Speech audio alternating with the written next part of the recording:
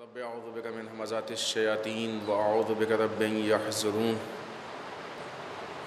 بسم اللہ الرحمن الرحیم الحمد للہ الذی ہدانا لہذا وما كنا لنہتدی لولا ان ہدانا اللہ لقد جاءت رسول ربنا بالحق والصلاة والسلام علی سید اسلم ما فی الوجود سر اللہ کل موجود نقطۃ دائرۃ الوجود صاحب لواء الحمد والمقام المحمود سید عن المجدد والمصطفى الامجد وبالقاسم محمد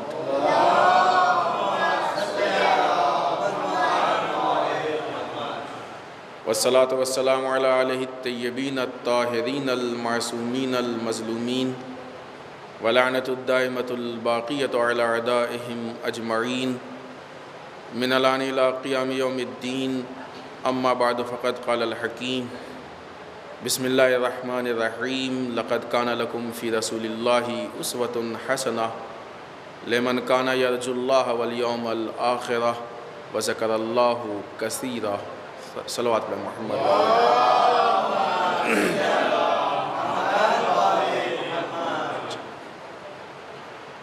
عزیزان محترم، قرآن مجید کی آیت شریفہ جس میں ارشاد رب العزت ہو رہا ہے،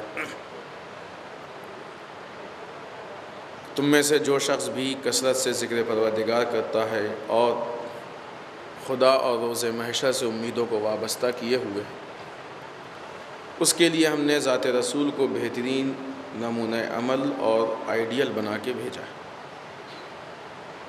اس آیت شریفہ کی ضمن میں سیرت رسول سماج کی ضرورت کے عنوان سے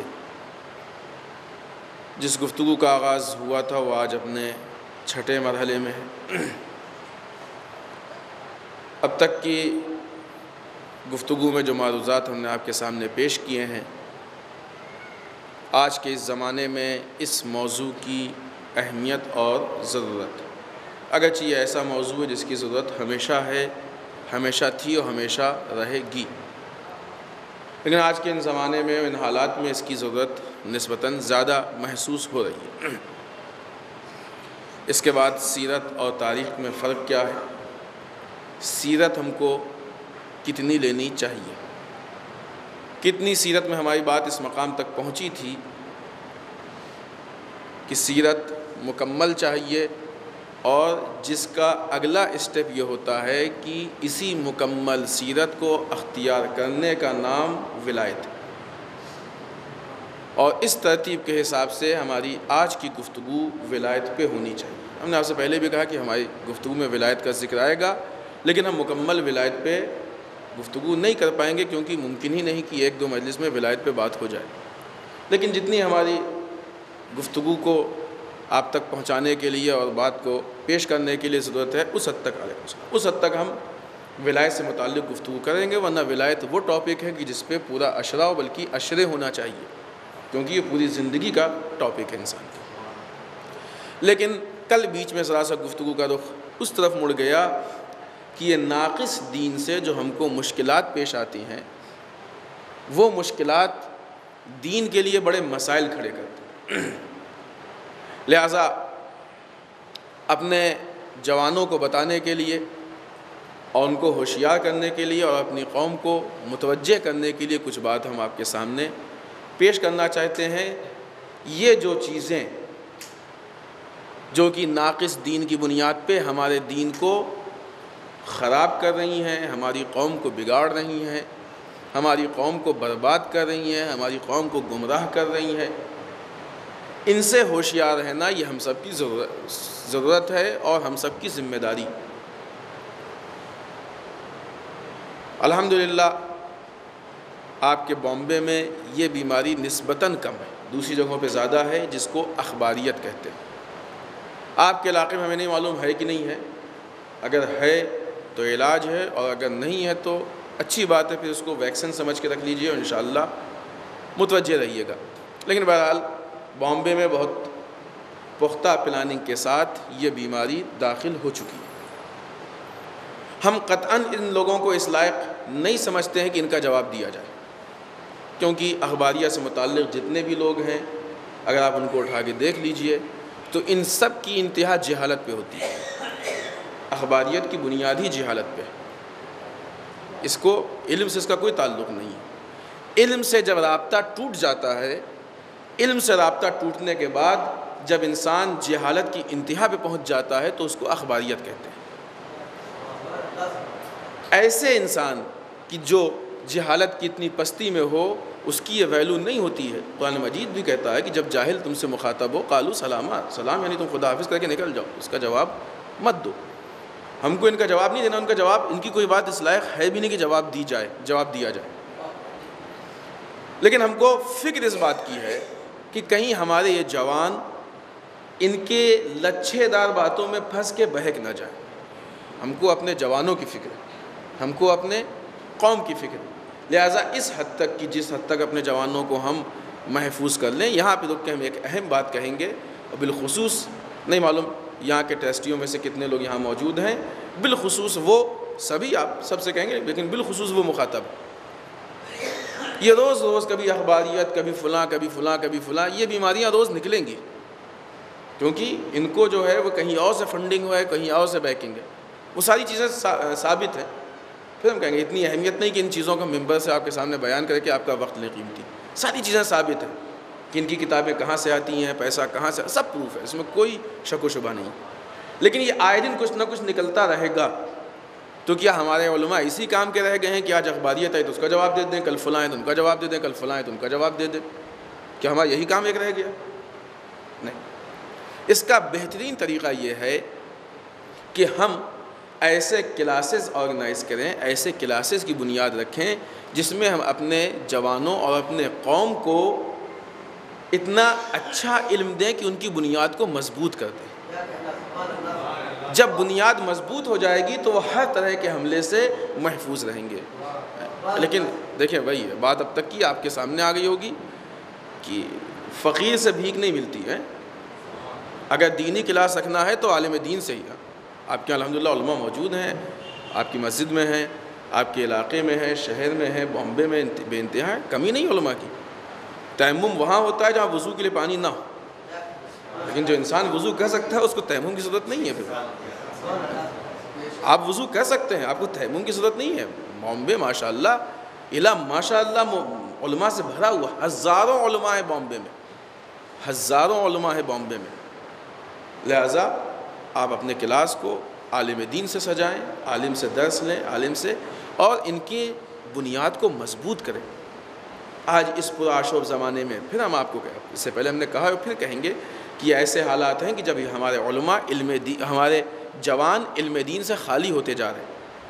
کیا ہے؟ انشاءاللہ اگر ہماری بات وہاں تک پہنچی تو ہم ضرور پیش کریں گے۔ یہ درد دل ہے کہ آج علم دین کے ساتھ کیسے تعصب بڑھتا جا رہا ہے، ایسے حالات میں کہ جب ان کو اسلامی کلچر، اسلامی علم سے دور کر دیا جائے گا، ایسے میں جب بھی کوئی آیا اس نے 4 لچھے دار باتیں کر دیں تو ان کے بہکنے کے چانسز ہیں۔ لہٰذا ان بنیاد کی طرف یہ واجبات میں سے ہے، یہ واجبات میں سے علم دین کا حاصل کرنا خود واجب ہے، اور پھر اس کا جب ایسے حالات ہوں، جب خطرہ ہو تو دین کا بچانا بہت ضروری ہے۔ لہٰذا ان چیزوں کا اہتمام حتماً کریں۔ انشاءاللہ خدا نے توفیق دی اور موقع رہا تو ہم یہ جو وعدہ کیا ہے آپ سے انشاءاللہ آنے والے دنوں میں اس کو ہم کوشش کریں کہ پورا کر دیں، کیونکہ بہت اہم چیز ہے، تاکہ ہم آپ کو یہ محسوس کرا سکیں کہ ہم کو کس حد تک علم دین کی ضرورت ہے۔ علم دین کا مطلب یہ نہیں کہ انسان جا کے مولوی بن جائے، ہر آدمی کو مولوی بھی نہیں بننا ہے۔ اگر سب مولوی و پیش نماز بن جائیں گے تو قوم میں ڈاکٹر کو بھی تو چاہیے نا، قوم کو انجینئرز بھی چاہیے، قوم کو دوسری فیلڈ میں بھی چاہیے، نہیں سب کو، جس کا جو دل چاہے وہ بنے۔ لیکن ایک حد تک علم دین کا حاصل کرنا ضروری ہوتا ہے، اتنا سب کو چاہیے۔ اس کے لیے آپ لوگ کوشش کیجئے اور جلدی سے جلدی کسی کلاس کی بنیاد ڈالیے تاکہ ہماری قوم علم سے دور نہ رہنے پائے۔ قومیں وہی زندہ ہوتی ہیں جن کے پاس علم ہوتا ہے۔ کیوں کہا ہے ائمہ نے علم نور ہے؟ کیوں کہا علم نور ہے؟ اس لیے کہ جب انسان روشنی میں چلتا ہے تو راستہ دکھائی دیتا ہے، نہ گرتا ہے، نہ بھولتا ہے، نہ بھٹکتا ہے، نہ ٹھوکر کھاتا ہے۔ لیکن وہی انسان جب اندھیرے میں جاتا ہے، ٹھوکر بھی کھاتا ہے، گرتا بھی ہے، بھولتا بھی ہے، بھٹکتا بھی ہے۔ اندھیرے میں سارے امکانات موجود ہیں کہ نہیں موجود ہیں؟ بہرحال یہ بہت تفصیلی موضوع ہے، اس پہ ہم گفتگو نہیں کریں گے۔ ہم آئیے ایک بعنوان مثال اخباریت پہ آج گفتگو کریں گے مختصر سی، تاکہ ہم اپنے جوانوں کو متوجہ کر سکیں۔ دیکھیں ان کی جتنے بھی اس طرح کی چیزیں ہیں کہ جو آپ کو حقانیت سے گمراہ کرنا چاہتی ہیں، ان سب کی ایک بنیادی چیز ہے آپ کو اسلام اور عبادات اسلام کی شکل میں محدود کر کے مفہوم سے دور کر لینا، کسی چیز کی حقیقت سے دور کر کے شکل میں محدود کر دینا۔ کسی دن یہیں پہ ہم نے مثال دی نا کہ قرآن مجید کہتا ہے الصلاۃ تنہی عن الفحشاء والمنکر، نماز فحشاء اور منکر سے بچاتی ہے۔ قرآن مجید کی آیت شریفہ کوئی کہہ سکتا ہے آیت جھوٹی ہے؟ نہیں، آیت غلط نہیں ہو سکتی، کوئی کہہ نہیں سکتا۔ اگر کوئی کہہ دے کہ آیت غلط ہے تو دائرہ اسلام سے خارج۔ قرآن مجید پہ یقین و ایمان سب کی ذمہ داری ہے، اسلام کے شرائط میں سے۔ نماز انسان کو فحشاء و منکر سے بچاتی ہے۔ اب آپ دھیان دیجئے کتنے لوگ ایسے ہیں نماز ادھر ختم ہوئی اور انہوں نے مثلا غیبت کرنی شروع کر دی، باہر نکلے گانا گنگنانا شروع کر دیا، نامحرم پہ نگاہ پڑ گئی، یا بعض اوقات ہمارے یہاں سیریل کے بیچ میں جو بریک ہوتا ہے تھوڑا سا، اس میں جلدی جلدی نماز پڑھتے ہیں کہ دوبارہ شروع ہونے سے پہلے مثلا فلم یا سیریل ہم، یعنی نماز جلدی یا دیر اس بات پہ ڈیپینڈ کرتی ہے کہ اس میں کب بریک ہوتا ہے۔ اہمیت کس کی؟ تو آپ سوچئے کہ قرآن کیا کہتا ہے کہ نماز جو ہے انسان کو فحشاء و منکر سے بچاتی ہے، برائیوں سے، اور یہ بیچارہ نماز کے پہلے بھی برائی اور نماز کے بعد بھی برائی اور بیچ میں نماز، یہ نماز اور برائیوں کا جو سینڈوچ بن رہا ہے، اب اس کو کیا کہیے گا؟ دونوں طرف سے برائیاں گھیرے ہوئے ہیں اور بیچ میں بیچاری نماز پھنسی ہوئی ہے، کیا کہیے گا آپ اس کو؟ تو نعوذ باللہ قرآن کی آیت جھوٹی ہے؟ نہیں، آیت نہیں جھوٹی ہے۔ جس فرق کو ہم بتانا چاہتے تھے کہ دیکھیے شکل اور حقیقت میں یہی فرق ہوتا ہے۔ نماز برائیوں سے وہ بچاتی ہے جو واقعی اور حقیقی نماز ہو، جو شکل نماز وہ انسان کو برائیوں سے نہیں بچاتی ہے۔ ہم اپنی نماز کو شکل نماز سے حقیقت نماز میں لے کے جائیں، ہر چیز کی حقیقت ہوتی ہے، ہر چیز کا میسج ہوتا ہے۔ آئیے ایک مثال اور دیں جو آپ کے ذہنوں سے قریب ہے اور انشاءاللہ بات واضح ہوگی تاکہ ہم اس چیز کو آپ کے سامنے پیش کریں۔ صلوات علی محمد وآل محمد۔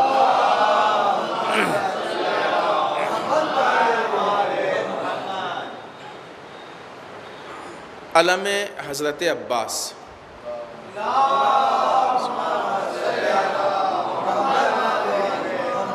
یقین مانیے عظمت علم کو ہماری قوم نے نہیں پہچانا، علم کی عظمت کو، علم کے مقام کو ہماری قوم نے نہیں پہچانا۔ یقین مانیے ہم اس بات کو ثابت کر سکتے ہیں۔ جو علم کی عظمت و احترام ہے، جو مقام ہے، وہ مقام، وہ احترام اس کو نہیں دیا گیا، ہماری قوم نے اس کو نہیں پہچانا۔ ہماری قوم نے علم کی شکل کو دیکھا ہے، علم کے پیغام کو نہیں دیکھا ہے۔ علم پیغام کا نام ہے، علم ایک مشن کا نام ہے، علم ایک تحریک کا نام ہے۔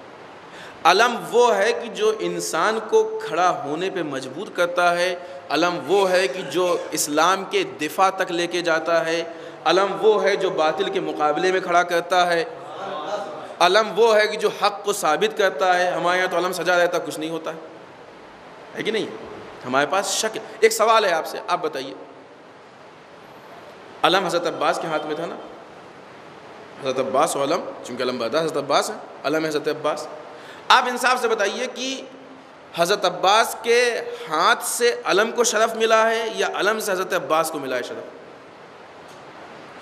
علم کی اہمیت حضرت عباس سے ہے یا حضرت عباس کی اہمیت علم سے؟ سوال ہے نا۔ حضرت عباس کی اہمیت علم سے کوئی کہہ سکتا ہے؟ نہیں۔ علم کی اہمیت حضرت عباس کے ہاتھ سے، عباس کے ہاتھ میں آ گیا اس لیے محترم ہو گیا ہے کہ نہیں ہے؟ عباس کے ہاتھ میں آ گیا اس لیے لائق صد احترام ہو گیا۔ تو علم کس کا میسج ہے؟ علم حسینیت کا میسج ہے، علم عباس کا پیغام ہے کہ نہیں؟ علم کیا وسیلہ ہے، کیا ذریعہ ہے؟ علم ہمارے اور عباس کے بیچ کا وسیلہ ہے کہ اس علم کے ذریعے سے ہم کردار عباس تک پہنچے، ہے کہ نہیں؟ اب آپ انصاف سے بتائیے کہ ہماری قوموں میں الا ماشاء اللہ علم ہے، ٹھیک، لیکن اتنے علموں کے بعد کردار حضرت عباس کتنا ہے؟ ہم نے علم تو بے انتہا لے لیے، علمدار کتنا لیا؟ اگر علمدار نہ ہو تو پھر علم اٹھانے والا کون ہوگا؟ کسی ایک کو علمدار تو ہم بنا سکیں کہ جو اس لائق ہو جس کے ہاتھوں میں علم عباس آئے، ہم نے علمدار کتنے بنائے؟ علم کیوں؟ اس لیے کہ وہی ہے نماز والی بات ہے. کوئی یہ نہ کہے کہ مولانا نے علم کی عظمت، نہیں، علم کی اپنی عظمت اپنی جگہ باقی ہے. جو انسان نہیں کر پا رہا ہے وہ عظمت علم سے خیانت کر رہا ہے. نماز کی عظمت اپنی جگہ پہ باقی ہے. نماز کا کام ہے انسان کو فحشاء و منکر سے بچانا. اب یہ انسان کا نقص ہے کہ نماز کو اس مقام تک نہیں پہنچا پا رہا ہے کہ اس سے نتیجہ لے لے. علم کا کام ہے کہ اسلام کو سربلند کرنا. اب یہ انسان کی خیانت ہے کہ علم کو اس مقام تک نہیں لے کے جا پا رہا ہے کہ اس سربلندی کو حاصل کر لے. ہم کتنا کردار عباس لیتے ہیں. ایک جگہ یہ چیزیں وہ ہیں کہ جو انسان کے جو مزاج ہوتا ہے اور جو علم ہوتا ہے اور جو اس کی گہرائی ہوتی ہے وہ بتاتی ہیں. ایک تو یہ ہمارے یہاں بہت بڑا عجیب رواج ہے نا معجزے کا. کہیں معجزہ ہوا اور اس کے بعد ان کو دیوار پہ شبیہیں دکھنے لگی. تو کسی نے کہا یہ الہ آباد شہر کے کسی گاؤں کا واقعہ ہے اور جن صاحب نے نقل کیا تھا وہ ابھی حیات ہیں. اگر کسی کو شک ہو تو ہم ان سے پوچھوا بھی سکتے ہیں. انہوں نے کہا کہ کہیں معجزہ ہوا اور ایک صاحب نے کہا کہ دیکھیں وہ دیوار پہ حضرت عباس جناب سکینہ کی تصویر بنی ہوئی ہے. ایک تو یہ چیز نہیں معلوم، ہمیں سمجھ میں نہیں آتی. اگر آپ لوگوں کو سمجھ میں آئے تو سمجھا دیجیے. آپ نے جب تک ہم کو نہیں دیکھا تھا، اگر آپ کہیں ہم کو دیکھتے تو کیا آپ پہچان لیتے کہ فیاض ہیں؟ جب تک نہیں دیکھا تھا آپ کیسے پہچانتے کہ یہ فیاض ہیں؟ یہاں آئے، مولانا نے بتایا کہ یہ فیاض ہیں، نام بتایا، آپ نے شکل دیکھی، نام پہچان گیا ہے کہ نہیں؟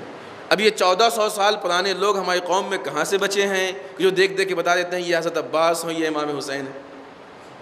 اور اگر کسی نے دیکھا نہیں تو تائید اور تصدیق ہوتی کہاں سے؟ سوچنے کی بات ہے نا. یہ ان سے پوچھا گیا کہ صاحب یہ کیسے حضرت عباس؟ تو انہوں نے کہا کہ لمبے چوڑے لہیم شہیم، کلین شیو، بڑی بڑی مونچھیں. سوچیے حضرت عباس کی تصویر اس کے ذہن میں کیا بنی؟ یہ توہین حضرت عباس ہے، معاذ اللہ نعوذ باللہ. اس سے بڑی توہین کیا ہو سکتی ہے؟ حضرت عباس وہ ہیں کہ جو اطاعت امام حسین میں اپنے آپ کو پورا وقف کر چکے ہیں. مطیع للہ ولرسولہ، ان کی ذات میں پڑھتے ہیں کہ نہیں پڑھتے؟ ان سے بڑا مطیع کون ہوگا؟ لیکن اس انسان نے کیوں کہا؟ اس لیے کہ اس کے ذہن میں ایک غصور انسان کی جو تصویر بنی تھی اس تصویر کو اس نے دیکھا. اس نے اپنے ذہن کی تصویر دیکھی اور اس انسان کو حضرت عباس کی اتنی بھی معرفت نہیں تھی کہ ان کے چہرے پہ داڑھی ہونی چاہیے کہ نہیں ہونی چاہیے. کیوں؟ اس لیے کہ اس نے جب بھی سنا عباس کو، عباس کا غصہ ہی سنا، نہ عباس کی اطاعت سنی نہ عباس کی عبادت سنی. تو کیا ذہن میں تصویر بنے گی؟ یہی تو تصویر بنے گی نا. جو تصویر بنی اس نے پیش کر دی. اس میں سبھی کی غلطی، تھوڑی بہت ہماری بھی غلطی ہے، تھوڑی بہت آپ لوگوں کی بھی غلطی ہے. ہمارے سے مطلب ہمارے صنف کی. اگر ہم لوگ بتاتے ان چیزوں کو مستقل بیان کرتے ہوتے تو اس آدمی جاہل نہیں ہوتا، اور اگر آپ کو لینے کی فکر ہوتی تو جاہل نہیں ہوتے. مشکلات دونوں طرف سے، تھوڑی سی ہماری طرف سے بھی، تھوڑی سی آپ کی طرف سے بھی. لیکن بہرحال کوئی یہ نہیں کہہ سکتا کہ ہماری غلطی نہیں. ایسے حالات میں اب آپ بتائیے کہ ہمارے دین میں ہم نے آپ کو ایک مثال عبادت کی دی اور ایک مثال عزاداری کی دی، اور دونوں ہمارے دین کی بنیادی چیزیں ہیں. اب آپ بتائیے کہ ہمارے دین میں ظاہر کتنا ہے اور حقیقت کتنی؟ ظاہر کتنا ہے؟ اور وہ مثال ہم آپ کو کل قرآن مجید کی آیت شریفہ بتا چکے ہیں. هو الذی ارسل رسولہ بالہدی ودین الحق لیظہرہ علی الدین کلہ ولو کرہ المشرکون. دین کی کیا پہچان بتائی تھی؟ کہ دوسرے ادیان پہ غالب آ جائے اور مشرکین کو برا لگے. یہ دو پہچانیں تھیں. اگر حقیقی دین ہوتا تو یہ قرآن مجید کی آیت سچ ہو کے دکھاتی ہے ہم کو، کیونکہ آیت میں کوئی کمی نہیں ہے. ہمارے عمل اور اس چیز کی حقیقت میں کمی ہے. معلوم یہ ہوا کہ ہمارے پاس ظاہر زیادہ ہیں، حقیقت کم. اسی حقیقت کو پیدا کر کے ہم حقیقی دین تک پہنچیں گے. اب آئیے کہ ہم جن لوگوں کی بات کر رہے تھے یہ لوگ کرتے کیا ہیں؟ یہ لوگ صرف ظاہر سے کھیلتے ہیں اور حقیقت تک نہیں پہنچنے دیتے. جو بھی، چاہے وہ اخباری ہوں یا ان کے جیسے بہت سارے ہوں، ہیں 2-3 طرح کے لوگ یہاں، 2-3 طرح کی فکریں پائی جاتی ہیں. یہ لوگ آپ کو الفاظ کے درمیان الجھا کے رکھنا چاہتے ہیں، حقیقت تک نہیں پہنچنے دینا چاہتے ہیں. بس علی علی کرو سب کچھ ہو جائے گا، علی علی کرو، علی علی کرو. ایک صاحب آئے ہمارے پاس سوال کرنے، ایک سوال پڑھے محمد والے محمد.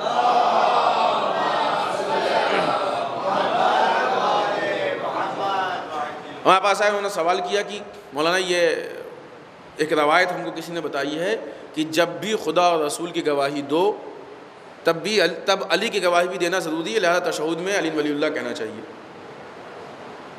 ٹھیک ہے، روایت نے اگر کہا ہے تو آپ کہیے، لیکن اب یہ بتائیے کہ اس کے پہلے کے تشہد کے لیے آپ کے پاس کون سی روایت ہے؟ کیا مطلب کہ جو ابھی تک تشہد پڑھتے تھے آپ 2 گواہیوں تک، اللہ اور رسول کی گواہی، اس کی بھی کوئی روایت ہے آپ کے پاس؟ کہا نہیں، اس کی تو نہیں ہے۔ وہ کہاں سے لیا آپ نے؟ کہا مرجع سے لیا۔ یہ تو کوئی بات نہیں ہوئی، آدھا تشہد مرجع سے لے رہے ہیں اور آدھا تشہد روایت سے لے رہے ہیں۔ آدھے تشہد میں آپ تقلید کر رہے ہیں اور آدھے تشہد میں آپ خود اجتہاد کر رہے ہیں۔ تکبیرۃ الاحرام سے آپ نے نماز شروع کی، سلام پہ آپ کی نماز ختم ہوئی، اس پوری نماز میں ایک علی ولی اللہ کی گواہی کے لیے آپ مجتہد ہو گئے، باقی سب میں مقلد ہیں۔ ہم بھی پڑھیں گے علی ولی اللہ، ہم بھی پڑھیں گے تشہد میں، بالکل۔ آپ تکبیرۃ الاحرام سے لے کے سلام تک کی ساری روایتیں لے آئیے، جب ساری روایتیں آپ لا کے پورا اجتہاد کر لیجئے گا، ہم آپ کے اس اجتہاد کو بھی مان لیں گے۔ جب آپ ایک روایت پڑھ کے اتنے بڑے عالم ہو گئے ہیں، جس انسان کی پوری عمر روایتوں میں گزری ہے، کیا اس نے یہ روایت نہیں دیکھی ہے؟ سوچنے کی بات ہے۔ اب اس پہ لمبی بحثیں ہیں اور لمبی باتیں ہیں، لیکن بہرحال ہر چیز خود ایک موضوع ہوتی ہے، کہاں تک بات کریں۔ ایک صاحب نے آگے کہا کہ نہیں، اصل میں بات یہ ہوئی تھی کہ ایک زمانے میں شیعوں کا خطرہ ہو گیا تھا، اس لیے ہم لوگ تقیہ میں چلے گئے تھے، اس لیے کہنا بند کر دیا گیا تھا، بعد میں خطرہ ختم ہو گیا تو ہم نے کہنا شروع کر دیا۔ یہ بہت اچھا کام ہوا۔ وہ آذان جو گلدستہ آذان پہ کھڑے ہو کے بآواز بلند کہی جاتی ہے، وہاں پہ کہنا شروع کر دیا، اور تشہد جو آہستہ سے مسجد کے اندر پڑھا جاتا ہے وہاں کہنا نہیں شروع کیا۔ سوچنے کی باتیں۔ یہ وہ حربیں ہم آپ کو بتانا چاہتے ہیں، یہ وہ حربیں ہیں کہ جن حربوں میں الفاظ کے تقدس کے جال میں پھنس کے ہمارے جوان گمراہ ہو جاتے ہیں۔ تو کسی نے کہہ دیا کہ صاحب روایت میں ہے کہ بغیر علی ولی اللہ کے کوئی گواہی ہو ہی نہیں سکتی اللہ رسول کی، ان کا یہ غلطی تو وہ غلطی نعوذ باللہ جس کو خود رسول نے بھی کیا ہے، مولا نے بھی کیا اور ائمہ نے بھی کیا۔ اگر یہ غلطی ہے تو یہ غلطی نعوذ باللہ وہ ہے جو سب نے کی۔ اب ہمارے جوان کیا ہے، بیچارے سنتے ہیں حدیث، امام کا قول، امام کے قول کی کیسے مخالفت کر سکتے ہیں؟ عزیزان محترم، اسی لیے امام نے کہا ہے کہ اگر ہماری کوئی روایت مفہوم قرآن کے خلاف ہو تو اس کو دیوار پہ مار دو۔ امام بتانا چاہتے ہیں کہ دیکھو کبھی لفظوں کے جال میں مت پھنسنا، تقدس الفاظ میں نہیں، تقدس حقیقت میں ہوا کرتا ہے۔ تم حدیث کے چکر میں پھنس کے جو بھی حدیث کے نام پہ ہو سب کے تقدس کے قائل ہو جاؤ، یہ ہم نہیں مانتے۔ جو ہماری حدیثیں ہیں اسی کا تقدس ہے، جو حدیث کے نام پہ آ جائے کبھی نام کے چکر میں مت پھنسنا، وہ اس لائق ہے کہ اس کو پھینک دیا جائے، اس لیے کہ یہ ملاوٹی دین ہے۔ آج انسان دودھ بھی خریدتا ہے تو اس کوشش میں ہوتا ہے کہ ملاوٹ تو نہیں ہے، اور دین ہر ایک سے لے لیتا ہے، ملاوٹ ہو چاہے نہ ہو۔ تو لہٰذا یہ تو باتیں وہ ہیں کہ جہاں پہ یہ لوگ آہستہ آہستہ حملہ کرتے ہیں، کبھی علی ولی اللہ سے، کبھی اس سے، کبھی آخر میں کہ صاحب تقلید نہ کیجیے۔ اور اپنے جوانوں کے لیے تقلید کی بیسک چیزیں یقیناً حسب دستور ہم پھر کہیں گے کہ باتیں خشک ہوں گی، لیکن بہرحال یہ بنیادی چیزیں ہیں اور ضروری ہیں۔ ہم نے پہلے بھی کہا کہ ہمارا مقصد یہ نہیں کہ ہم ان کو جواب دیں، ہمارا مقصد یہ ہے کہ ہم اپنی قوم کو اس لائق بنائیں، کم سے کم فرسٹ ایڈ کا سامان اس کے پاس موجود ہو کہ پہلی مرتبہ جو ٹکرائے تو کم سے کم اس کو بتا سکے کہ دیکھو ہم تھوڑا سا جانتے ہیں، تمہاری طرح جاہل مطلق نہیں ہے۔ تقلید کیوں کریں صاحب؟ مولانا کی مانے یا مولا کی مانے؟ یہ بہت صاف۔ اب ہمارا جوان، ہاں بات تو صحیح ہے، مولا کے مقابلے میں مولانا کی کیوں مانے؟ اور صحیح ہے، نہ مانیے، ہم یہ کہتے ہیں نہ مانیے، لیکن جب مولانا اپنی بات کہے تو نہ مانیے۔ اگر مولانا قرآن و حدیث سے کوئی بات کہے تو یہ مولانا کی بات تھوڑی ہوئی، تو مولا کی بات ہو گئی، یہ تو مولا کی بات ہو گئی نا، اس کو تو ماننا ہی پڑے گا نا۔ اب بالاخره یہ مولا کی بات، یہ جو تقلید کا انکار کرتے ہیں، تقلید نہیں کرو، تقلید نہیں کرو، تقلید نہیں کرو، یہ جو کہہ رہے ہیں نا، یہ کہنے میں خود یہ کسی کی تقلید کر رہے ہیں۔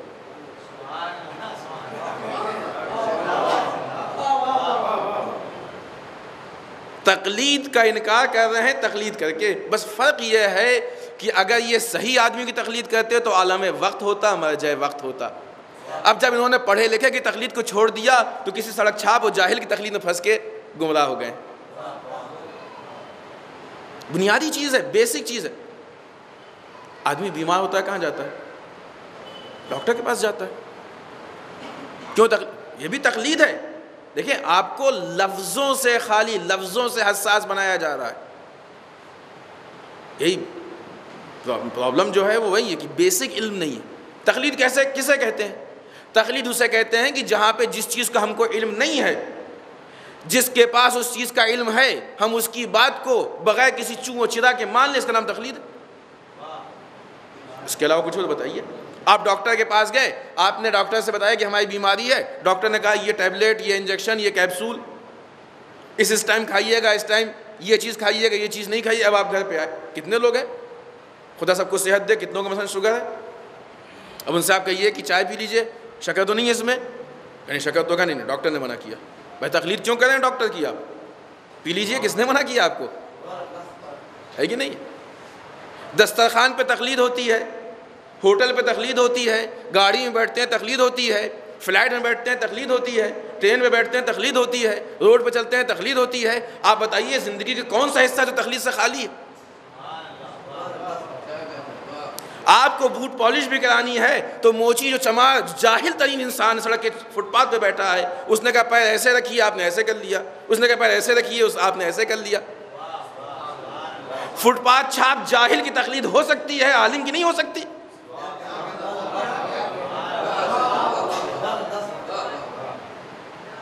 جو جس فن کا ماہر ہے اس فن کو اس سے پوچھ لینا، یہ انسان کی توہین نہیں ہوا کرتی ہے. وہ اس فن کا ماہر ہے. ڈاکٹر میڈیکل سائنس کا ماہر ہے، آپ نے اس سے وہ پوچھ لیا. انجینئر اپنے فن کا ماہر، آپ نے اس سے. میکینک اپنے فن کا ماہر، آپ نے اس سے پوچھ لیا. گاڑی خراب ہوگی کہاں لے کے گئے؟ میکینک کیا؟ میں تو نہیں جاتا ہوں، میں پڑھا لکھا ہوں، وہ جاہل. میں گریجویٹ ہوں، پوسٹ گریجویٹ کیا ہے، ڈاکٹر ہوں، وہ مثلاً 8واں فیل 10واں فیل. لیکن کیا ہوتا ہے؟ آدمی جاتا ہی نہیں جاتا. جو اس نے کہا وہ مان لیا.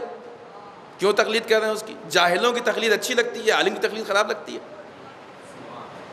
پہچانے مزاج کو، پہچانے آپ. انسان کس کس مرحلے پہ کہاں کہاں تقلید نہیں کرتا ہے بتائیے. کیونکہ ممکن بھی نہیں ہے، ممکن بھی نہیں ہے. یہ ذات صرف ذات علی ابن ابی طالب تھی یا ہمارے ائمہ کی ذات ہے جو ہر فن میں ماہر تھے.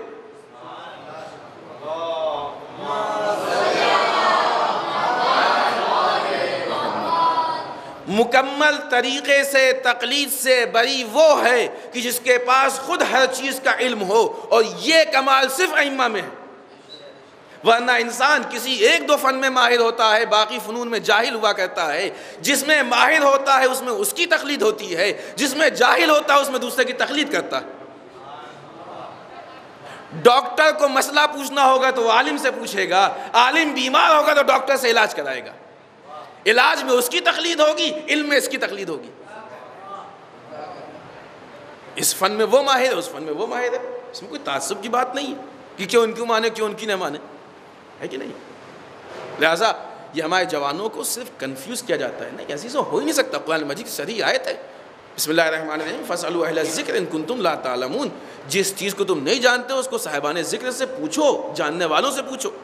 اگرچہ مفسرین نے اہل ذکر سے مراد اہل بیت اطہار کو ذکر کیا ہے، لیکن آپ ظاہری معنی کو اگر لے لیں 2-4 والے، اور اگر اہل بیت کو بھی لیں تب بھی اس کا مفہوم نتیجہ وہی نکلتا ہے کہ کیوں اہل بیت سے پوچھو؟ اس لیے کہ وہ جانتے ہیں. کیوں عالم سے پوچھو؟ اس لیے کہ وہ اہل بیت کے پیغام کو تم تک پہنچا رہا ہے. کچھ اور تو نہیں کہہ رہا، وہ اپنی جیب سے تو نہیں کہہ رہا. یہی وجہ ہے کہ ہمارے یہاں کوئی ٹریڈ مارک نہیں چلتا ہے کہ نہیں اب جس نے امامہ رکھ لیا بس جو کہہ دے وہ صحیح ہے. نہیں، جو دین کی بات کہے گا وہی صحیح ہے. اپنی بات نہیں مانی جائے گی. یہ ہم بھی نہیں مانتے. ہم بھی آپ سے کہہ رہے ہیں، ہم نے اس سے پہلے بھی کہا، آج بھی کہہ دینا. کسی کے ذہن میں کوئی بھی سوال پوچھے، لیکن اسی شرط کے ساتھ، سلونی کا دعویٰ نہیں ہے. جو آتا ہوگا وہ بتائیں گے، نہیں آتا ہوگا انشاءاللہ بعد میں بتائیں گے، کیونکہ ہم کسی کو بھی سب کچھ نہیں معلوم. لیکن جب تک آپ مطمئن نہ ہو جائیں تب تک آپ چھوڑیے نہیں، چاہے ہم ہو چاہے کوئی ہو. اگر ایک چیز ہم نے آپ کے سامنے پیش کی ہے تو ہم اس چیز کے ذمہ دار ہیں.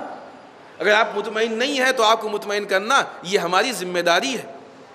کبھی بھی اندھ وشواس پہ مت سنیے گا، کبھی بھی آنکھوں کو بند کر کے مت سنیے گا. سوال علم کی کنجی ہے.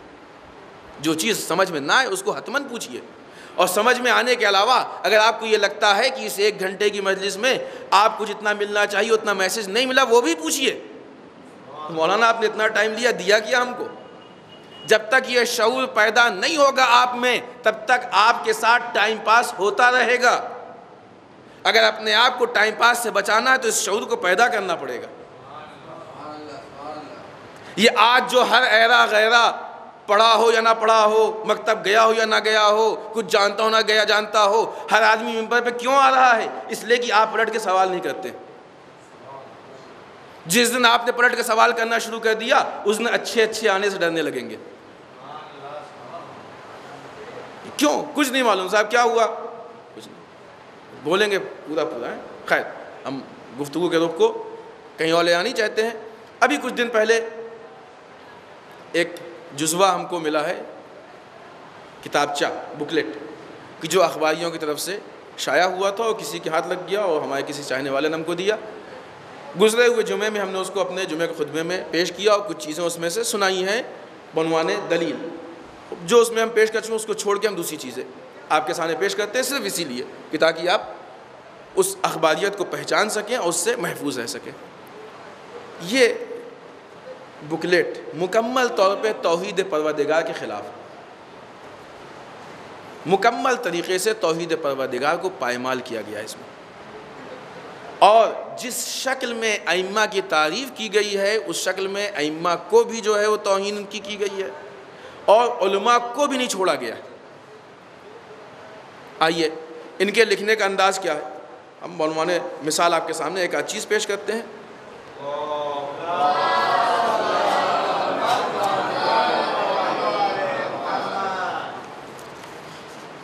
انہوں نے جب بھی کسی، ایک تو اس کی خاصیت یہ ہے کہ تقریباً ہر پیج پہ ایک دو حدیث ہے، اتنے بڑے بڑے پیج ہیں، یہ ایک حدیث یا دو حدیث اتنی بڑی بڑی،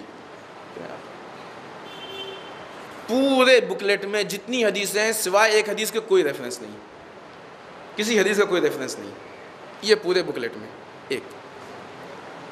دوسری چیز، جب بھی انہوں نے کسی امام کا نام لکھا ہے، یہ کہتے ہیں یہ چیزیں، ان چیزوں سے ہمارے جوان ہوشیار رہیں، جب بھی کسی امام کا نام لکھا ہے آیت اللہ یا آیت اللہ العظمیٰ امام کو، رہبر امام کو لکھا، کیوں لکھا ہے امام، اس میں کوئی شک نہیں، آیت اللہ بھی ہے، آیت اللہ العظمیٰ بھی ہے، رہبر بھی ہے، لیکن ان کا مقصد یہ نہیں ہے۔ ان کا کہنا یہ ہے کہ آیت اللہ جو ہمارے علماء کو کہا جاتا ہے، نعوذ باللہ یہ علماء نے امام کے لقب کو غصب کیا ہے۔ یہ ان چیزوں سے جوانوں کے ذہنوں کو بہکاتے ہیں۔ رہبر جو مقام معظم رہبری کو کہا جاتا، پہلے نہیں ایڈ تھا، بعد میں ایڈ ہوا، یہ کہا جاتا ہے یہ نعوذ باللہ امام کے لقب کو غصب کیا ہے، اسی لیے یہ لوگ علماء کو مقصرین کہتے ہیں۔ یہ اصطلاحیں یاد رکھیں، کبھی مقصر و مقصرین کی بات کہیں جملے میں مل جائے تو سمجھ لیجئے کہ جملہ کہیں نہ کہیں سے کسی اخباری سے ہی نکلا۔ اب آپ کو ہم بتا بھی دیں آیت اللہ کے معنی کیا ہیں۔ آیت کہتے ہیں نشانی کو، آیت اللہ یعنی اللہ کی نشانی، کائنات کی جتنی مخلوق ہیں سب اللہ کی نشانی ہے، کوئی بھی ایسی چیز نہیں ہے کہ جو اللہ کی نشانی نہ ہو، جس چیز کو بھی اللہ نے خلق کیا سب اللہ کی نشانی۔ آیت اللہ کو اب یہ ہو گیا آیت اللہ کے عمومی معنی، عام معنی، ہر چیز کے عام معنی بھی ہوتے ہیں، خاص معنی بے انتہا مثالیں موجود ہیں لغت میں اور ہر زبان میں موجود ہیں۔ یہ ہو گیا آیت اللہ کا عام معنی، کائنات کی ہر چیز اللہ کی نشانی ہے، ہم بھی آیت اللہ، آپ بھی آیت اللہ، جو لوگ باہر ہیں وہ بھی آیت اللہ، مشرک کافر منافق جتنے سب آیت اللہ، پیڑ پودے سب آیت اللہ، کیوں؟ سب اللہ کی نشانی ہے، مخلوقات میں سے خدا کی۔ یہ ہو گیا عمومی معنی۔ خصوصی معنی میں آیت اللہ علماء کے لیے استعمال ہوتا ہے، کیوں؟ نشانی کسے کہتے ہیں؟ کبھی کبھی دوست ایک دوسرے سے نشانی لے لیتے ہیں، بھیا نشانی دے دو، جب نشانی دیکھیں گے تمہاری یاد آئے گی۔ نشانی اسی لیے تو ہوتی ہے، نشانی کا مقصد کیا ہوتا ہے کہ آپ کی نشانی ہمارے پاس رہے گی، یہ پین مثلاً آپ ہم کو دے دیجئے، یا نشانی ہمارے پاس رہے گی، جب بھی ہم لکھیں گے پین نگاہوں کے سامنے آئے گا، آپ کی یاد آ جائے گی، ہے کہ نہیں؟ تو نشانی وہ کہ جو پہچان ہو اور جس کی نشانی ہے اس کی یاد میں انسان کو پہنچا دے، اسی کو نشانی کہتے ہیں نا۔ ہمارے وہ علماء، وہ افراد کہ جو سراپا اتنے مقدس ہوتے ہیں کہ ان کو دیکھ کے خدا کی یاد آ جائے، ان کو ہم آیت اللہ کہتے ہیں۔ آپ جا کے علماء کے تقدس کو دیکھ لیجئے، اس لیے ہم ان کو کہتے ہیں، باقی کو نہیں کہتے ہیں، اس لیے ہم ان کو کہتے ہیں، باقی کو نہیں کہتے ہیں۔ چونکہ وہ معنی پورے ہو رہے ہیں اس لیے یہ آیت اللہ ہیں۔ اب یہ آیت اللہ ائمہ کو کہہ کے ائمہ کی شان بڑھا نہیں رہے ہیں، ائمہ کی شان گھٹا رہے ہیں، ائمہ کی شان گھٹا رہے ہیں، اس لیے کہ ہم لوگوں میں سے بہت سے ایسے ہیں کہ جن کو دیکھ کے اللہ یاد آتا ہے، بہت سے ایسے ہیں جن کو دیکھ کے اللہ نہیں یاد آتا ہے، کیونکہ ہماری شکلیں ایسی ہوتی ہیں۔ کوئی آدمی اپنا آپ کسی ایکٹر کی طرح بنائے ہوئے ہے، کوئی کسی پلیئر کی طرح بنائے ہوئے ہے، تو اس کو دیکھ کے کون یاد آئے گا؟ اللہ یاد آئے گا؟ نہیں، جس کی طرح بنائے وہ یاد آئے گا۔ تو جہاں پہ امکان ہو اس طرح کے ہیں کہ نہیں ہے، وہاں پہ یہ بات ثابت کی جاتی ہے، چونکہ عام انسانوں میں ہر طرح کے ہیں، لہٰذا جس سے اللہ کی یاد آتی ہے اس کو آیت اللہ کہتے ہیں۔ لیکن ائمہ میں ایسا نہیں ہے کہ فلاں امام کو دیکھو تو اللہ یاد آئے گا، فلاں امام کو دیکھو تو نہیں یاد آئے گا۔ ائمہ کا تو کام ہی یہی ہے کہ ہم کو اللہ تک پہنچائیں، لہٰذا وہاں پہ یہ طے کرنا کہ آیت اللہ ہے کہ نہیں ہے، یہ ائمہ کی نعوذ باللہ توہین تو ہو سکتی ہے، ائمہ کا کمال نہیں ہے، اس لیے کہ وہ ان کی ذمہ داری ہے، فریضہ ہے ان کا۔ اسی طریقے سے رہبر کا کام کیا ہے؟ راستہ بتانا، راستہ بتانا۔ دنیا میں ہم سب کو رہبر کہہ دیتے ہیں، رہبر بہت معمولی لفظ ہے، آپ لغت میں اٹھا کے دیکھیے کتنا عام لفظ ہے۔ ہم دنیا میں سب کو رہبر کہتے ہیں، سب کو امام کہتے ہیں، کوئی اعتراض نہیں ہے، علماء کو کہتے ہیں تو اعتراض ہو جاتا ہے۔ آپ خیر آئیے، یہاں پہ ایک حدیث ہے کہ جس کو آیت اللہ العظمیٰ، رہبر معظم، خالق رب العالمین، یہ امام علی کے لیے کہا جا رہا ہے، خالق رب العالمین، عالمین کے رب کے خالق، یہ الفاظ ہے نعوذ باللہ۔ امام برحق مولا علی نے فرمایا، لمبی حدیث ہم ایک آدھ جملے آپ کے سامنے، کیونکہ حدیث پڑھیں گے تو سارا ٹائم اسی میں نکل جائے گا۔ فرمایا کہ میری مرضی ہی اللہ کی مرضی ہے، میری عبادت کرنا ہی اللہ کی عبادت ہے۔ مولا کہ نعوذ باللہ ان کی حدیث، اس حدیث کو کوئی ریفرنس نہیں ہے، یقیناً کسی کی من گڑھنت ہے۔ چھپ ہے، یہ تو شرک و کفر کی چیز ہے، مولا یعنی تصور ہی نہیں ہے، کہنا ہی غلط ہے کہ مولا نے نہیں فرمایا۔ پھر اس کے بعد میں کائناتوں کا نظام چلانے والا ہوں، میں قادر مطلق۔ یہ ایک آدھ مثال اور، آیت اللہ العظمیٰ، رہبر معظم، امام برحق مولا علی نعوذ باللہ جل جلالہ نے فرمایا کہ میں خود اپنی عبادت کرنے والا ہوں، خود اپنی ستائش کرنے والا ہوں، میں نے عبادت کی تاکہ انسانوں کی عبادت کا ڈھنگ سے ابو ہریرہ کی کمی نہیں، ابو ہریرہ سے بھی بڑھ کے، ابو ہریرہ تو اپنے مفاد کے لیے کہتا ہے، یہ دین بگاڑنے کے لیے کہہ رہا ہے۔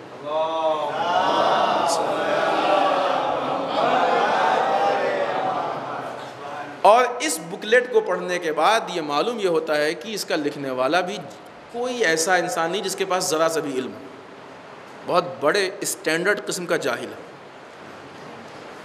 کیونکہ اس کے الفاظ ایسے ہیں۔ شہادتین کہتے ہیں دو گواہیوں کو، اس نے شہادتین کے معنی لکھا ہے 3 گواہی، یہ بہت عام سی چیز ہے، شہادتین کے معنی اس نے لکھا ہے 3 گواہی، تو یہ بہت جاہل قسم کا انسان ہے، اور اس طرح کی اس نے بے انتہا غلطیاں کی۔ آئیے یہاں پہ ہم آپ کو تھوڑا سا، ان لوگوں کا اعتراض یہ ہوتا ہے کہ صاحب ہم تو صرف معصوم کی اطاعت کریں گے، علماء کی کیوں کریں؟ قرآن مجید نے بھی کہا ہے اور حدیث نے بھی کہا ہے، بے انتہا حدیثیں بھی ہیں، ہم بعنوان مثال صرف ایک آیت اور ایک حدیث آپ کے سامنے ہم پیش کرتے ہیں۔ سورہ برات آیت نمبر 122 خداوند متعال ارشاد فرماتا ہے، ہم صرف ترجمہ پڑھتے ہیں اس لیے کہ گھڑی بہت تیزی سے جا رہی، نہیں معلوم شاید یہ بھی اخباریوں کے ساتھ۔ صاحبان ایمان کا یہ فرض نہیں ہے کہ سب کے سب جہاد کے لیے نکل پڑیں، تو ہر گروہ میں سے ایک جماعت اس کام کے لیے کیوں نہیں نکلتی ہے کہ دین میں تفقہ کرے۔ علماء بیٹھے ہیں، تفقہ کے معنی قرآن مجید کی آیت میں لفظ یہ استعمال کیا گیا ہے، یتفقہ فی الدین، تفقہ کرے دین میں، یعنی دین کو، یعنی علم دین کو، احکام حلال و حرام کو گہرائی سے جا کے خود دلائل کے ساتھ سیکھے۔ فقیہ اسی لیے علماء کو فقیہ اسی لیے کہتے ہیں نا، سب تو فقیہ نہیں ہوتے، تفقہ کرے، علم دین حاصل کرے، اور پھر جب اپنی قوم کی طرف پلٹ کے آئے تو اس کو عذاب الہی سے ڈرائے کہ شاید اس طرح وہ لوگ ڈرنے لگیں۔ یہ کس کی ذمہ داری ہے؟ آیت کی روشنی میں معصومین کی ذمہ داری ہے؟ نہیں۔ خداوند متعال کیا کہتا ہے؟ ہر قوم میں سے ایک جماعت نکل پڑے اس کام کے لیے، ایک دو بھی نہیں نکلے، کئی نکل پڑے۔ تو خدا تو خود کہہ رہا ہے کہ آپ لوگ جائیے اور پڑھ کے آئیے، تفقہ کیجیے اور آ کے لوگوں کو ڈرائیے۔ ابھی تو آپ کہتے ہیں کہ مولانا کی مانے کہ مولا کی مانے، اب ہم پوچھ رہے ہیں کہ اللہ کی مانے یا آپ کی مانے؟ اب آپ بتائیے اللہ کی مانے کہ آپ کی مانے؟ احادیث کی جہاں تک بات ہے، آج تو امام پردہ غیب میں ہے، آج تو ڈائریکٹ کوئی نہیں ہم کو بتانے والا حلال و حرام کیا ہے، لیکن جب امام پردہ غیب میں نہیں تھے، رسول سامنے تھے، تب تو انسان جا کے رسول سے پوچھ سکتا تھا نا واجب کیا ہے حرام کیا ہے، ہو سکتا تھا نہیں ہو سکتا تھا؟ ائمہ کے زمانے میں مجتہدین موجود تھے اور تقلید ہوتی تھی۔ ائمہ یہ اجتہاد و تقلید کوئی ایسا نہیں کہ بہت بعد کی ایجاد ہے۔ لوگ کہتے ہیں نا کہ یہ تو امام کے بعد یہ مولویوں کا اپنا ڈھونگ ہے، اور یہ کہتے ہیں کہ مولویوں نے خمس کمانے کے لیے سب کر لیا ہے۔ خمس کمانے کے لیے مولویوں نے نہیں کیا ہے، آپ نے خمس بچانے کے لیے سب کیا ہے۔ اگر مولوی کو خمس کمانا ہوتا تو آج ہم اس ممبر پہ نہیں ہوتے، اس لیے یہ خمس کا ہی نظام ہے جو مدرسے چل رہے ہیں، یہ خمس کا ہی نظام ہے کہ جو اتنے لوگ پڑھ کے نکل رہے ہیں۔ آپ ذرا سا کسی ایک طالب علم کو پڑھوا کے دیکھیے اپنی جیب سے، یہ مال امام کا دم ہے کہ پوری دنیا میں اتنے مبلغین موجود ہیں، مال امام کا دم ہے کہ دنیا میں اتنے مدرسے موجود ہیں، اتنا نظام موجود ہے۔ یہ مسجدیں نہ ہوتی جس میں آپ نماز پڑھ رہے تھے، یہ ممبر نہ ہوتے جس پہ بیٹھ کے آپ جس سے واعظ و نصیحت سنتے ہیں۔ اگر یہ عالم یہ مولوی خمس، ہاں ٹھیک ہے، نہیں معلوم آپ کے یہاں بھی ہوں گے، تمام ہوں گے، کچھ ہوتے ہیں خائن بیچ میں جو بیچ میں لے کے کھا لیتے ہیں، ہم کو ان کی بات، یہاں بات سسٹم کی ہے، فرد کی نہیں ہے، بات نظام کی ہے، کسی شخص کی نہیں ہے۔ جو آدمی بے ایمانی کر رہا ہے آپ کہیے فلاں بے ایمان ہے، ہم بھی آپ کا ساتھ دیں گے۔ اگر کوئی آدمی بے ایمان ہے تو اس کے خلاف ہم بھی آپ کا ساتھ دیں گے، لیکن جب آپ نظام کو للکاریں گے تو یہ برداشت نہیں ہوگا۔ تو یہ ایسا نہیں کہ نعوذ باللہ یہ علماء نے خمس لینے کے لیے نکالا ہے، بلکہ اخباریت خمس بچانے کے لیے نکلی۔ اس مسئلے کی نزاکت کو پہچانے۔ ائمہ کے زمانے میں اجتہاد بھی ہوتا تھا، تقلید بھی ہوتی تھی۔ ان کا یہ الزام غلط ہے کہ یہ بعد میں مولویوں نے خود سے نہیں۔ آئیے ہم آپ کو بنوانے مثال ایک حدیث پیش کرتے ہیں، اگر کسی ہمارے بھائی کو ضرورت ہو تو بے انتہا حدیثیں موجود ہیں، آپ رابطہ کیجئے گا، ہم ساری حدیثیں آپ کو روایات کے ساتھ پیش کریں گے۔ ساری حدیثیں ہم آپ کو اس کے جو حوالے ریفرنس ہیں ان کے ساتھ ہم آپ کو پیش کریں گے۔ ایک حدیث یہاں پہ امام محمد باقر علیہ السلام سے یہ روایت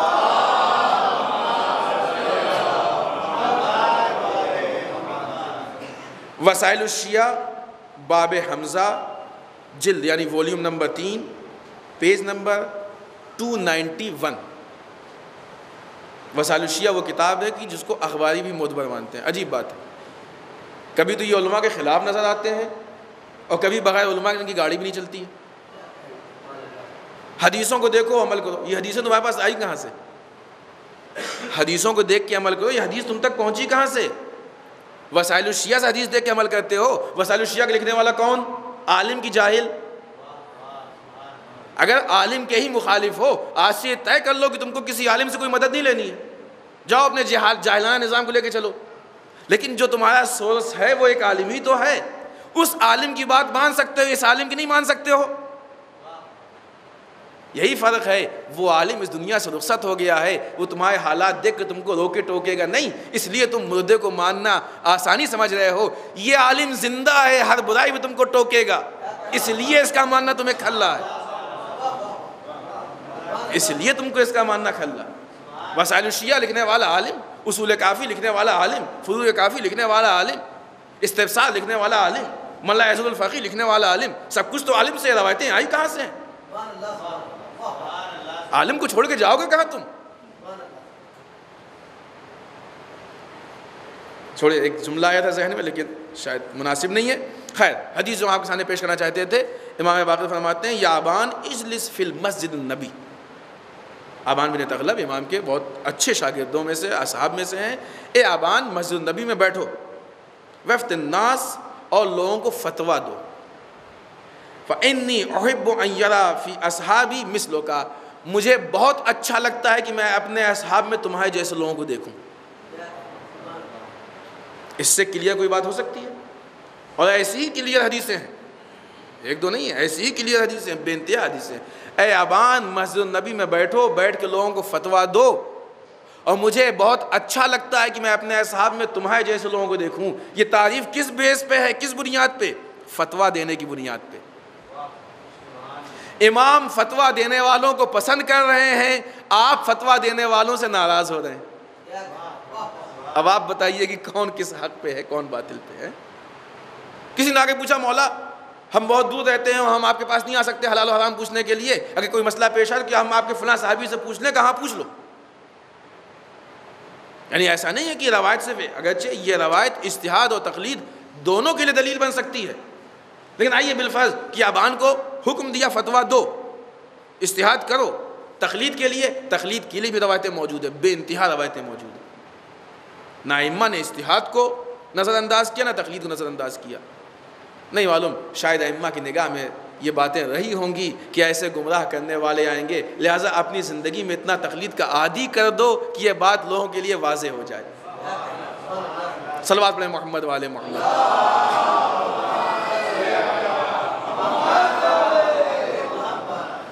تو کوئی نئی اپج نہیں ہے. لوگ کہتے ہیں صاحب تو بہت بات کی دینا ہے, امام کی غیبت کے اتنے سال بعد تقلید شروع ہوئی, یہ ہوا. نہیں, امام کی غیبت تو بہت بعد کی بات ہے. اجتہاد تقلید بہت پہلے شروع ہوا ہے, بہت پرانی چیز ہے اجتہاد و تقلید, آج کی چیز نہیں ہے. اب آئیے اس کے مقابلے میں ایک چیز ہے, ایک بات ذہن میں آ گئی, بہرحال اپنے چونکہ یہ پوائنٹ بھی نہ رہ جائے ورنہ شاید کہیں ایسا نہ ہو کہ اس بیس پہ. ایک چیز ہوتی ہے اصول فقہ. اصول فقہ, یہ لوگ کہتے ہیں کہ اصول فقہ جو ہے وہ باطل, غلط ہے, صحیح نہیں. اسی لیے اخباریوں کے مقابلے میں ہم لوگوں کو اصولی کہا جاتا ہے. اصول کہتے ہیں کس کو ہیں؟ اصول قوانین کو کہتے ہیں, رولز کو کہتے ہیں. مثال کے طور پہ آپ کے پاس دو حدیثیں آ گئیں اور دونوں حدیثیں ایک دوسرے سے ٹکراؤ کھا رہی ہیں. دونوں حدیثیں ایک دوسرے سے ٹکرا رہی ہیں. اب یہ کیسے طے ہوگا کہ اس میں کس حدیث کو اس جگہ پہ ہمیں ماننا ہے؟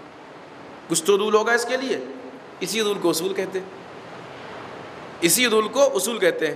اصول فقہ کا ہونا عین عقل کے مطابق ہے, جس کے متعلق بھی ائمہ کی حدیث موجود ہے, اور اصول فقہ کا نہ ہونا یہ حماقت کی دلیل ہے. کوئی بھی پہلو ایسا نہیں ہے کہ جو کسی اینگل سے تشنا رہ گیا, ہر اینگل. آئیے اب اس کے مقابلے میں جب یہ ثابت ہو گیا کہ یہ اصول فقہ اور اجتہاد کب سے ہے, اب آپ کو ہم یہی بتا دیں کہ اخباریت کب سے شروع ہوئی. ہم کو تو کہتے ہیں کہ آپ لوگ بہت بات کے, 400 سال سے زیادہ نہیں ہوئے ان لوگوں کے. غیبت کے کتنے سال ہو گئے؟ تقریباً 1100 کچھ سال ہو گئے نا غیبت امام کے. اخباریت کئے سال کی ہے؟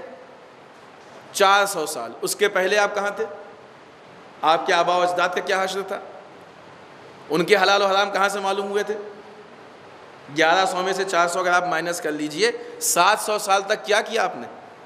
کیا 700 سال تک کسی کی سمجھ میں نہیں آیا کہ اجتہاد غلط, تقلید غلط, علماء غلط, آیت اللہ غلط, سب غلط؟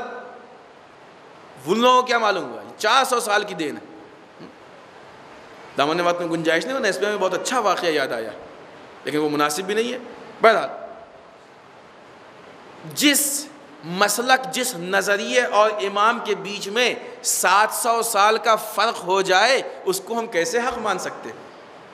700 سال کا فرق کوئی چھوٹا موٹا فرق نہیں ہے. اور ان کی جو پہلی کتاب ہے وہ کتاب ہے فوائد المدنیہ کی. اس کتاب کا لکھنے والا اور اس نظریے اخباریت کی بنیاد ڈالنے والا ملا امین استرابادی, یہ ہے کہ جس نے سب کو گمراہ کیا. ملا امین استرابادی, اس نے اخباریت کی بنیاد ڈالی. اور سب سے جو پہلی کتاب لکھی ہے فوائد المدنیہ. 400 سال میں ان کی اپج. بس دامن وقت میں گنجائش نہیں کہ اس بات کو ہم یا کسی بات کو آگے بڑھائیں. ہمارے خیال سے ہمارے جوانوں کے سمجھنے کے لیے کافی ہے. لیکن بہرحال بنیادی اور بیسک چیز یہی ہے کہ اب جب آپ کو احساس ہوا کہ کتنی باریکی سے لوگوں کو بہکایا جا رہا ہے, گمراہ کیا جا رہا ہے, دین آپ سے کھینچ ہے نہیں روایتوں میں کہ آخر کے زمانے میں ایمان کی حفاظت بہت مشکل کام ہوگا. کیوں مشکل ہوگا؟ ایسے ہی مشکل ہوگا. آپ کیا سمجھتے ہیں کہ یہ لوگ آگے کہیں گے دین چھوڑ دو؟ نہیں, آپ کو یہ نہیں کہیں گے دین چھوڑ دو. نہیں, دین چھیننے کے لیے دین جیسا ہی کوئی چیز پیش کریں گے, دین جیسی ہی ایک, اس کو دیکھ کے اس سے کھینچیں گے آپ کو. دنیا کا اصول ہوتا ہے نا, یہ تو مچھوارا بھی جانتا ہے کہ مچھلی پکڑنا ہو تو پہلے چارہ لگانا پڑتا ہے, بغیر چارے کی مچھلی نہیں پھنستی ہے. تو جو چیز یہ دین کے مقابلے میں پیش کرتے ہیں یہ چارہ ہے, دین نہیں ہے. بعض اوقات ہم لوگ پھنس جاتے ہیں, وہ تو بڑے مقدس ہیں, مومن ہیں, کیوں خراب کرنے لگے, نمازی ہیں, پرہیزگار ہیں, اتنا خرچ کرتے ہیں, یہ ہے وہ ہے. ایک مثال دیں بات واضح, اور یہی ہماری گفتگو کا آخری پوائنٹ ہوگا. مثال کے طور پہ آپ یہاں سے نکلے, بالفرض آپ کو جانا تھا دہلی بامبے سے, آپ گاڑی لے کے ڈرائیو کرتے ہوئے نکلے اور ایک ایسے چوراہے پہ پہنچے کہ جہاں سے ایک روڈ مڑ رہی ہے دہلی کی طرف اور ایک مثلاً مثال کے طور پہ گوا مڑ رہی ہے. ہم کو اتنا آئیڈیا بھی نہیں ہے, فرض کر لیجئے, اگر صحیح تو ٹھیک ہے اور غلط ہے تو فرض کر لیجئے کہ آپ ایک ایسی جگہ پہنچے جہاں سے یہ دہلی کی روڈ ہے, یہ گوا کی روڈ ہے. دو گاڑیاں تھیں, دونوں کو دہلی جانا تھا.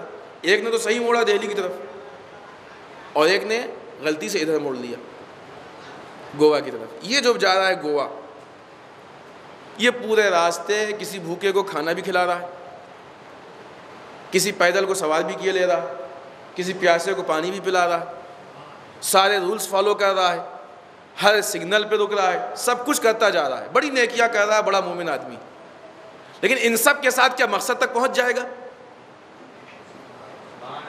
جب راستے کا صحیح انتخاب نہیں, مقصد صحیح نہیں, لیڈر صحیح نہیں, راستہ صحیح نہیں, تو یہ چھوٹی موٹی نیکیاں کہیں پہنچا نہیں سکتی ہیں آپ کو. یہ جو صحیح راستے پہ مڑا ہے, اس نے کہیں سگنل بھی توڑ دیا, کہیں تھوڑی سی غلطی بھی کر دی, زیادہ نہیں تھوڑی, زیادہ کرے گا تو یہ تو ہاسپٹل جائے گا یا جیل جائے گا. زیادہ غلطی نہیں کرے, زیادہ غلطی کرے گا تو پھر وہ نہیں پہنچ پائے گا. اگر تھوڑی موٹی غلطی بھی کر دی لیکن ان غلطیوں کے باوجود مقصد پہ پہنچ جائے گا, اس لیے کہ راستہ صحیح ہے. یہ ہم چھوٹی چھوٹی چیزوں کو دیکھ کے بہک جاتے ہیں, ارے ان کا چہرہ ایسا ہے, نماز ایسی ہے, دعا ایسی ہے, ارے مقصد کیسا ہے یہ دیکھو. بڑا گڑ گڑا کے دعا پڑھتے ہیں, بڑا رو رو کے دعا پڑھتے ہیں.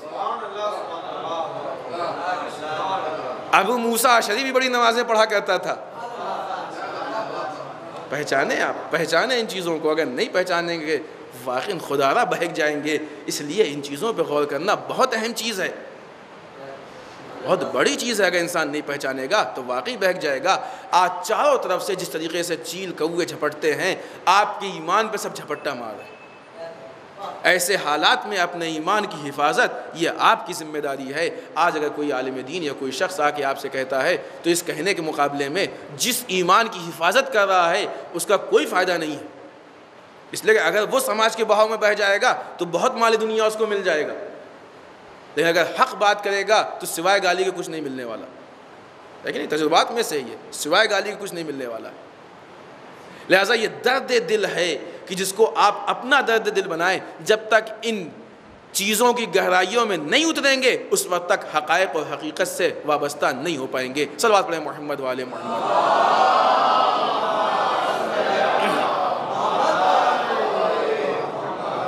بس ہم نے آپ کی زحمت تمام کی. ہاں بس یہ خیال رہے کہ حقیقت دین پہ عمل کرنے کے لیے قربانی ضروری ہے. ہم لوگوں نے دین کو لینے کا ذریعہ بنایا. کسی نے یاد رہا تو ہم اس کو بھی تھوڑا سا تفصیل سے واضح کریں گے. دین لینے کی چیز نہیں ہے, دین دینے کی چیز ہے. ائمہ نے کبھی دین سے کچھ لینے کی کوشش نہیں کی, دینے کی کوشش کی. ہاں کچھ اور تھے جنہوں نے لینے کی کوشش کی, وہ دوسرے تھے, وہ غیر تھے جنہوں نے دین سے لینے کی کوشش کی. ائمہ نے دین پہ قربان کرنے کی کوشش کی. دین لینے کی چیز نہیں ہے, دینے کی چیز ہے. اور سب سے زیادہ ہم جس قربانی کو یاد کرتے ہیں وہاں لینے کے علاوہ, جہاں وہاں دینے کے علاوہ کوئی بات ہی نہیں ہوئی.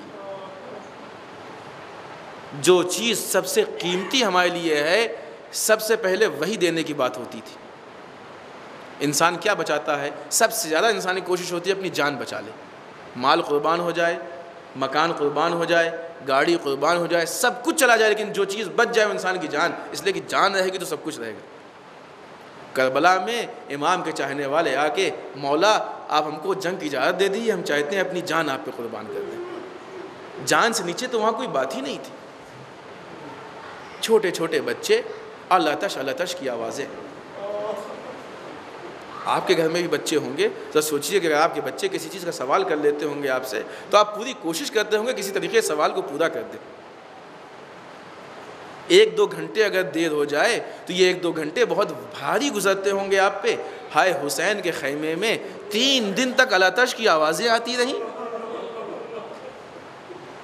نگاہوں کے سامنے آپ کے روایت ہے نا, شب عاشور جناب حر نے اپنے بیٹے, غلام یا دوسرے سپاہی کو بلا کے کیا کہا, ذرا سنو حسین کے خیموں سے کیسی آواز آ رہی. کیا مطلب؟ اس کا مطلب یہی تو ہوتا ہے کہ بچوں کی آتش کی آوازیں وہاں تک پہنچ رہی تھیں. اتنے پیاسے بچے تھے. یہ حسین کے ثابت بچے ہیں۔ العطش کا مطلب یہی ہوتا ہے کہ پیاس حد سے زیادہ تھی۔ اس پانی کی امید نے ان بچوں نے عباس کا بھی انتظار کیا، لیکن پانی نہ مل سکا۔ اللہ تعالیٰ آپ کی آوازیں بلند ہوئیں، خدا ان آوازوں پر رحمت نازل کرے۔ صرف ایک بات کی تو متوجہ کرے کہ آپ کی زحمت تمام کرنا ہے۔ عزیزوں، العطش کرتے رہے بچے، پانی تو نہیں ملا، لیکن ہاں تھوڑی دیر پہ ایک لاشا ضرور ملتا تھا۔ کبھی حسین کے لاشے کو دیکھا، کبھی عباس کے علم کو دیکھا، کبھی علی اکبر کے جنازے کو دیکھا، کبھی اون و محمد کے لاشوں کو دیکھا، کبھی قاسم کے پائمال ٹکڑوں کو دیکھا، کبھی علی اصغر کے چھدے ہوئے گلے کو دیکھا۔ وہ بچہ کہ جو پانی کے سوال کے لیے گیا تھا، وہ وہاں سے نہر ہو کے واپس لوٹا ہے، بچوں کو پانی نہیں ملا۔ عزیزان محترم، ہم یہ بتانا چاہتے ہیں کہ حسین کے خیمے میں چھوٹے چھوٹے بچے تھے، شام غریبہ آئی، عزیزوں ایک مرتبہ پانی آیا، لیکن روایتوں میں یہ نہیں ملتا کہ سارے بچے سیراب ہو گئے ہوں گے، اس لیے کہ جب یہ پانی بچوں کو دیا گیا، ایک چھوٹی سی بچی تھی، اس کے ہاتھ میں پانی دیا گیا، بچی نے جب پانی لیا، چچا عباس آ گئے ہیں؟ نہیں بیٹا، دشمن نے دانا و پانی بھیجا۔ بچی نے پانی لیا۔ آپ نے سنا ہوگا کہ بچی اس پانی کو لے کے میدان و مقتل کی طرف بڑھی ہے۔ عزیزان محترم، بچی کہاں گئی نہیں معلوم، روایات میں اختلاف ہے۔ ایک روایت یہ بھی کہتی ہے کہ بچی نے کہا ہمارا بابا العطش کہتے کہتے سو گیا، اس پانی کو لے کے ہم اپنے بابا تک جائیں گے۔ نہیں معلوم بچی نے پانی پیا کہ نہیں پیا۔ یہ قافلہ جا رہا تھا، جب اس قافلے کو کوفے کے دروازے پر روکا گیا، ایک مرتبہ یزیدی فوج نے کھانا اور پینا شروع کیا، بچی پیاس سے پریشان تھی، کوزے کو ہاتھ میں لیا، اے پھوپھی جان اگر اجازت ہو تو حمزہ سے اس سے پانی مانگ لے۔ بچی چھوٹے چھوٹے پیروں سے اس شقی کے پیچھے پیچھے تھوڑا سا پانی ہو سکے تو دے دے۔ ایک مرتبہ شقی نے پانی کو زمین پہ پھینک دیا، اے بچی پوری دنیا پانی پانی ہو جائے مگر تجھے پانی نہیں ملے گا۔ آخری جملہ اور آپ کی زحمت تمام۔ عزیزان محترم، ایک مرتبہ یہ قافلہ شام سے گزر رہا تھا، بازار شام سے تھا، بچی نے پانی کا سوال کر لیا، بالا خانے پہ ایک معظمہ بیٹھی ہوئی تھی، انہوں نے سنا، ایک مرتبہ دوڑ کے گئیں، ایک کوزے میں پانی لے کے آئیں، عزیزوں پانی پیش کیا، اے بی بی یہ بچی بہت پیاسی معلوم ہوتی ہے، اس کو یہ پانی دے دیجئے، پانی سے سیراب ہو جائے۔ زینب نے پانی لے کے بچی کو بڑھایا، عزیزوں ابھی بچی پاک کے ہاتھ میں پانی نہیں پہنچا تھا، معظمہ نے کہا اے بی بی جب یہ بچی پانی پی لے تو ہمارے لیے 3 دعائیں کرا دیجئے گا۔ زینب نے ہاتھ رکھا، اے بیٹی ٹھہر جاؤ، پہلے اس کے لیے دعا کر دو پھر پانی پینا۔ بول معظمہ تیری دعا کیا ہے؟ کہ پہلی دعا یہ ہے کہ جیسے یہ بچے یتیم و اسیر ہوئے ہیں ویسے ہمارے بچے یتیم و اسیر نہ۔ ایک چھوٹی سی بچی، اس نے کس دل و کس زبان سے دعا کی ہوگی، اے پالنے والے تو نے جو مصیبت ہم پہ ڈائی ہے، جس مصیبت میں ہم کو مبتلا کیا ہے، اس کے بچوں کو میں آخری دعا۔ عزیزان محترم، آخری دعا ایک مرتبہ معظمہ کہتی ہیں اے بی بی اس سے دعا کیجئے کہ ہم کو مدینے کا سفر نصیب ہو۔ عزیزوں زینب نے کہا مدینے میں کیا کرو گی؟ کہ مدینے میں ہم محلہ بنی ہاشم میں جائیں گے۔ کہ وہاں کون ہے؟ کہ وہاں فاطمہ کا گھر ہے، وہاں ہمارے آقا حسین ہے، وہاں ہماری شہزادی زینب رہتی ہے۔ عزیزوں زینب پہچان گئی، اے ام حبیبہ اب حسین سے ملنے مدینے جانے کی ضرورت نہیں، وہ نوکے نیزہ پہ سر حسین، یہ بے ردا زینب، حسین شہید ہو گئے، ہم اسیر ہو گئے، انا للہ و انا الیہ راجعون، لذنب قضائہ و تسلیم الہی بحق الزہرا و ابیہا و بعلہا و بنیہا۔ پالنے والے ہمارے اس مختصر سی عزا کو قبول فرما، پالنے والے ہم سب کو اعمال صالحہ کی توفیق عنایت فرما، بارے اللہ ہمارے قبیحہ سے محفوظ رکھ، بارے اللہ ہمارے گناہوں کو بخش دے، بارے اللہ ہمارے مرحومین کو بخش دے، بارے والے اسلام و مسلمین کی حفاظت فرما، بارے اللہ دشمنان اسلام کو نیست و نابود کر دے، بارے اللہ جو بیمار شفاء کامل و عاجل عنایت فرما، بارے اللہ جو پریشان حال ان کی پریشانیوں کو دور فرما، بارے اللہ جو لا ولد ان کو اولاد صالح عنایت فرما، بارے اللہ ہمارے علماء کا سایہ ہمارے سروں پہ باقی رکھ، بارے اللہ رہبر و مراجع کو طول عمر عنایت فرما، بارے اللہ امام کے ظہور میں تعجیل فرما، ہمیں ان کے اعوان و انصار میں شریک ہونے کی توفیق عنایت فرما، ربنا تقبل منا انک انت السمیع العلیم۔